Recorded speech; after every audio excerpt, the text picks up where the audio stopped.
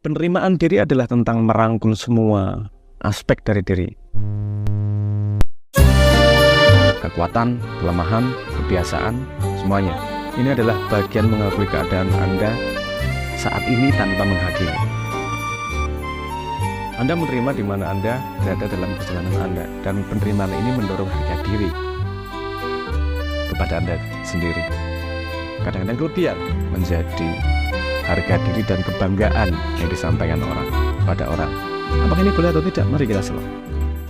Ibu, boleh ya boleh aja sih. Yang kita bahas adalah konsekuensinya. Kita kan cari titik optimalnya, di mana kita mengapresiasi diri tapi tidak menghentikan kemungkinan tumbuh. Titiknya di mana? Kan gitu. Ada kesalahpahaman yang perlu kita gali. Seringkali orang berpikir bahwa penerimaan diri adalah tentang rasa puas diri, tentang tidak menginginkan lebih. Tapi ini adalah kesalahpahaman. Menerima diri sendiri bukan berarti Anda berhenti mencari pertumbuhan. Ini adalah tentang menghargai di mana Anda berada sekarang, dan mengetahui bahwa Anda memiliki potensi untuk lebih dari itu. Saya jadi teringat gini. Ada kalimat yang sering ngomong 100% harus gini, 100% gini. Faktanya nggak ada yang boleh 100%, nggak ada yang efektif ya 100%. Karena kita selalu harus mencari titik optimal. Salah satu contoh misalnya, kalau kamu usaha, kalau kamu menginginkan sesuatu, kamu harus pengen 100%. Penelitian mengatakan itu bukan yang paling efektif.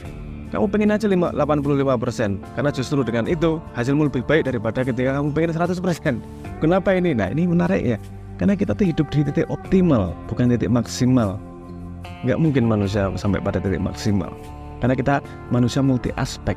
Di tengah keseriusan kita butuh kegembiraan, di tengah kegembiraan kita juga butuh kesungguhan, dan multi aspek manusia. Makanya di sini juga menerima diri itu bukan 100%, karena harus ada rentang di mana kita tahu bahwa kita bisa lebih baik nih.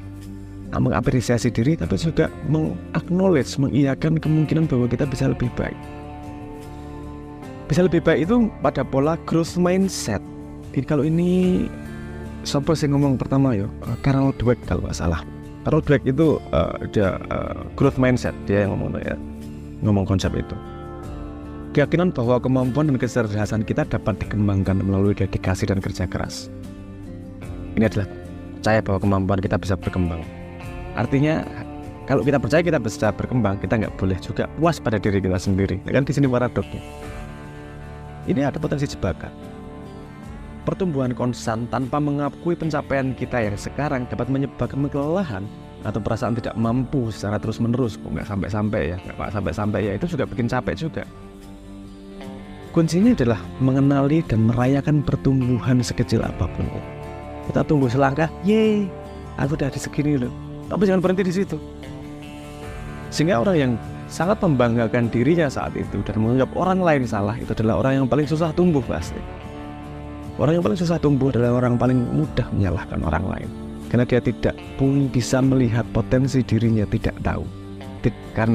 Dan ketika dia tidak bisa melihat potensinya yang kurang, artinya dia tidak merasa perlu untuk menutupi kekurangan. Ini dangernya dari orang yang gampang menyalahkan.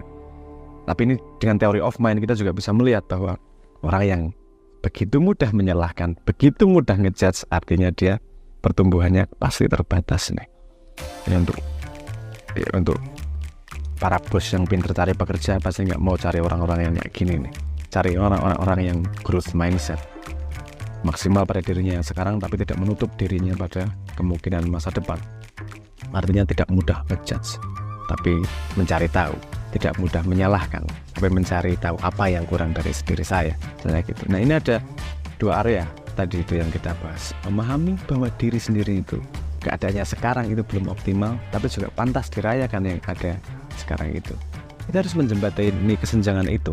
Meskipun konsep ini terlihat bertentangan, namun sebenarnya keduanya sangat dapat berdampingan. Bisa kok kita bisa menerima diri kita saat ini, menerima kemampuan saat ini, tapi juga tetap percaya kemampuan tetap berkembang. Penerimaan memberi fondasi, bukan untuk menghambat. Itu kata kuncinya. Menerima diri adalah fondasi. Kamu sudah sampai tahap ini, patut dirayakan karena kamu lebih baik daripada kemarin.